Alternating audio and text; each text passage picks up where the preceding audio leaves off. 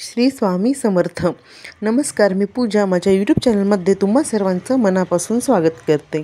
तर आज आपण या व्हिडिओमध्ये देवाला नैवेद्य समर्पण कसा करावा आणि जो आपण नैवेद्य समर्पण करताना जी पद्धत वापरतो त्याच्यामागचे काय कारण आहे हे जाणून घेणार आहोत.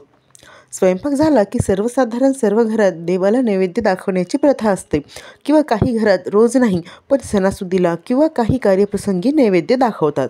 आता आपण काय करतो, आपण देवाला नैवेद्य दाखवताना आधी पाण्याचा एक चौकोन काढतो, मग त्यावर ताट देवासमोर ठेवतो आणि खालील मंत्र म्हणून एक एक घास असं 5 वेळा देवाला भरवतो आणि मग 2दा ताटाभोवती पाणी फिरवतो.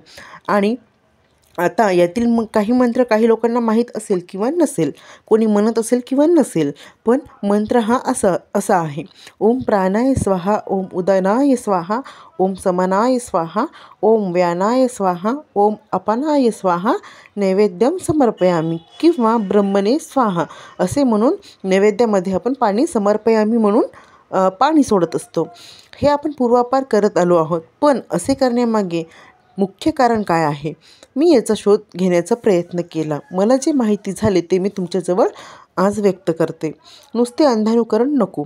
नैवेद्य देवाला रोज दाखवावा. जितक्या वेळा आपण अन्नग्रहण करतो तितक्या वेळा आपल्यामध्ये असणाऱ्या चैतन्य स्वरूपाला दाखवायचं आहे. पूर्वी मातीच्या जमिनी शेणाने सारवलेल्या असायच्या, त्यामुळे जेवायला बसण्या अगोदर साधारण ताट राहिलं एवढ्या चौकोनाला पाणी फिरवून जागा साफ करायची. ताटाभोवती रांगोळी काढायची, कारण काही जीवजंतू त्याच्या आजूबाजूला फिरू नयेत म्हणून. कारण रांगोळीच्या या खरखरीतपणावर जीवजंतूंना चालायला अवघड जाते. मग जेवणाचे ताट मध्ये ठेवून भोवती पाणी फिरवायचे, कारण वाट चुकून आलेला एखादा जीवजंतू ताटापर्यंत येऊ नये म्हणून. आता या ताटाचा नैवेद्य हा आपल्या देहात असलेल्या परमेश्वराला दाखवायचा आहे, कोणत्या मूर्तीला किंवा फोटोला नाही. आपले शरीर हे पंचतत्वांनी बनलेले आहे. त्या 5ही तत्वांचे नाव घेऊन आपल्या शरीरात उत्पन्न झालेल्या जठराग्नीला अन्नाची आहुती द्यायची आहे, म्हणजेच एक एक घास भरवायचा आहे. या 5ही तत्वांची विशिष्ट जागा आहे. प्राण म्हणजे वायू, त्याची जागा आहे. नाक, तोंड, उदान, पाणी याची जागा आहे. कंठ समानाय अग्नी याची जागा आहे. नाभी व्यानाय आकाश याची जागा आहे. आणि अपानाय म्हणजेच पृथ्वीची जागा गुदद्वार. अशा तऱ्हेने तोंडापासून सुरू होणाऱ्या पचनक्रिया मलमूत्र विसर्जनापर्यंत पोहोचते. अन्नग्रहण ते विसर्जन हे सर्व कार्य निर्विघ्न पार पडावे यासाठी हे मंत्र उच्चार आहेत.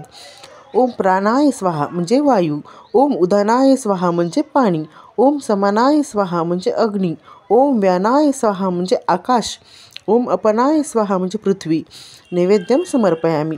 हा मंत्र आपण 2दा म्हणतो. याचे कारण असे आहे, ताटात काढलेला पदार्थ संपला की आपण पुन्हा वाढतो ना किंवा घेतो ना, तर दुसऱ्यांदा मंत्राचा उच्चारही विचारणा आहे, अजून काही हवे आहे का अशी. आणि सरतेशेवटी आपण नैवेद्यात पाणी सोडतो, म्हणजे आता काही नको, जेवण पूर्ण झाले. भोजन करणे हा एक यज्ञ आहे.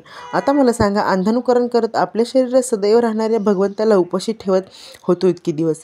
हृदयातील भगवंत राहिला, हृदयातून उपाशी हा भगवंत आहे, म्हणून आपले अस्तित्व आहे. आपण करत नसलेल्या अनेक क्रिया तो करत असतो.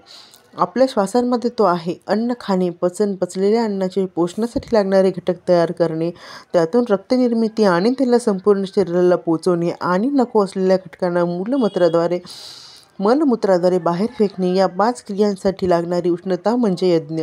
या हवनासाठी लागणारा मुख्य घटक म्हणजे आपले अन्न. अन्न हे पूर्ण ब्रह्म आहे, त्याचा आदर केला पाहिजे. ताटात अन्नाचा एकही कण वाया घालवू नका.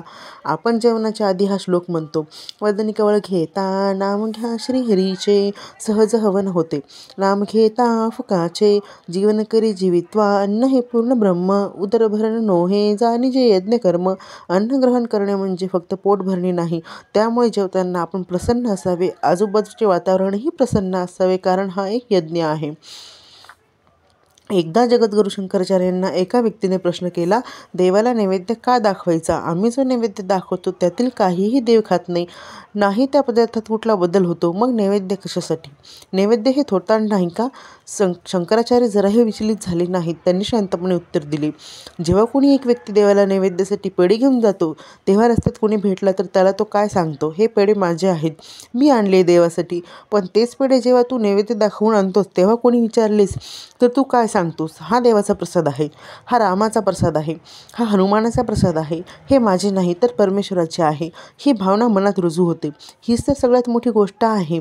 त्या प्रसादाने तुझ्यातला मी बाहेर फेकला गेला. परमेश्वराला नैवेद्य दाखवल्याने माणूस त्याच्यापुढे नतमस्तक होतो, अहंकाररहित होतो, स्वच्छ आणि निर्मल मनाची त्याला अनुभूती येते. हेच महत्त्व आहे नैवेद्य आणि प्रसाद यांचे. म्हणूनच नेहमी घरात काहीही गोडधोड केले की सणासुदीला देवाला नैवेद्य दाखवण्याची प्रथा आपल्या संस्कृतीमध्ये आहे. देवाची आठवण सुखाच्या प्रत्येक प्रसंगी असावी हा एक उद्देश तर आहेच, पण मीपणा नाश पावावा हा देखील उद्देश आहेच. तर असा होता अशी माहिती होती आजच्या व्हिडिओमध्ये. जर तुम्हाला ही माहिती आणि माझा व्हिडिओ आवडला असेल तर नक्की चॅनलला सबस्क्राईब करा, व्हिडिओला लाईक करा आणि जास्तीत जास्त शेअर करा. आणि धन्यवाद.